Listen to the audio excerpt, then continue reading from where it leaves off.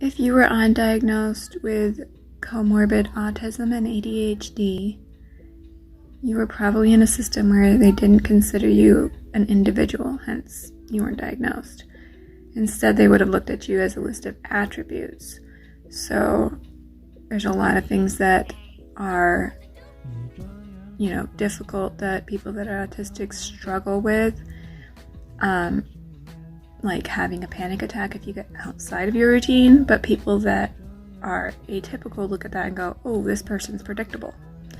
The same thing with having punctuality. If you're going to have a panic attack because you're going to be late, other people are just seeing that you're someone who's dependable and is always there on time. The same thing with being organized. All of these things that are, something that plague you can be considered positive. On the other hand, with ADHD, there's not a lot of things like that.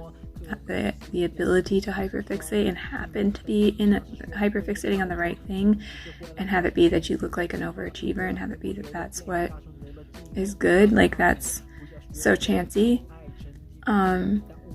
But you aren't allowed to have time blindness, and you're not allowed to have a messy room or a week where you're in that state of dissonance between your need to have everything organized and your absolute need to just let it be chaotic, in the same way of being spontaneous. You killed that part of yourself. You had to end that part because you couldn't be spontaneous in a system where they depended on you to be consistent, right?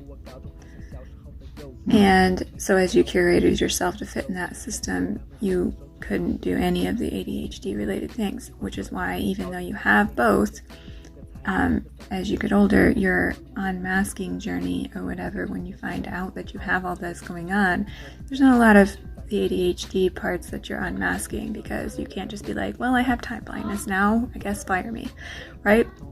That's not how it works. You're still going to let your autism rule over that part of you.